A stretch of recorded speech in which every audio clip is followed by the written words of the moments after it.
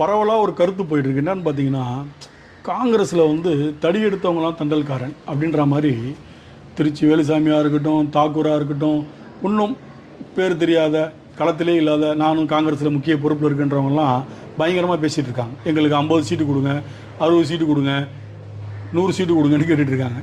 அவங்க சில இதெல்லாம் காமெடியாக பேசுகிறாங்கன்னு எடுத்துக்கலாம்.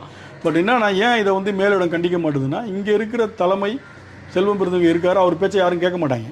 ஏன் அப்படின்னா, மூப்பனாருக்கு அப்புறம் காங்கிரஸை இங்கே வழிநடத்தக்கூடிய தலைவர்கள் யாருமே கிடையாது. இருந்தாங்க, அவங்க பேச்சை யாருமே கேட்கல.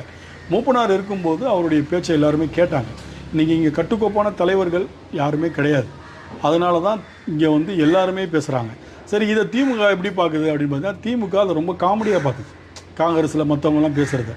ஏன்னா அவங்க டைரெக்டாக தலைக்கிட்ட அவங்க லிங்கில் இருக்கும்போது வாளுங்க பேசுகிறத வந்து பெருசாக எடுத்துக்க மாட்டாங்க.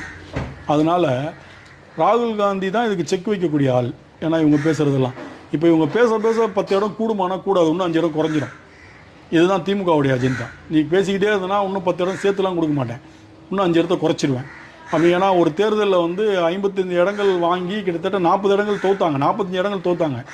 அதனால தான் அந்த முறை திமுக ஆட்சி அமைக்க முடியாமல் போனதுக்கு மிக முக்கிய காரணம். அந்த தப்பை மீண்டும் திமுக செய்யாது. அதனால் இவ்வளோ தான் சீட்டு, நீங்கள் வந்து இருந்தால் இருங்க, போகிறதா இருந்தால் போங்க, எங்களுக்கு அதை பற்றி ஒன்றும் இல்லை, ரெடியாக 3 பேர் இருக்காங்கன்றதுல மு.க. ஸ்டாலின் ரொம்ப தெளிவாக இருக்கார்.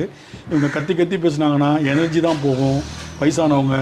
அதனால் வந்து கத்தி பேசுகிறத குறைச்சிட்டு கூப்பிட்டு கொடுக்குறத வாங்கிட்டு நிம்மதியாக நாங்களும் இங்கே காங்கிரஸில் எம்எல்ஏ இருக்கோம் அப்படின்ற ஒரு கணக்கில் போனாங்கன்னா நல்லாயிருக்கும் அப்படின்னு நான் நினைக்கிறேன். இதுதான் மற்றவங்களுடைய கருத்தாகவும் இருக்குது, பொதுமக்களுடைய கருத்தாக இருக்குது, மற்ற கட்சியுடைய கருத்தாகவும் இருக்குது. அதனால் காங்கிரஸார் கத்தி பேசுகிறத குறைச்சி புத்தியை தீட்டி நீங்கள் இந்த களத்தில் திமுகவுடன் இருந்தால் மட்டுமே நீங்கள் ஜெயிக்க முடியுன்றதை மீண்டும் ஒரு முறை உங்கள் நினைவூட்டி சொல்கிறேன். நன்றி, வணக்கம்.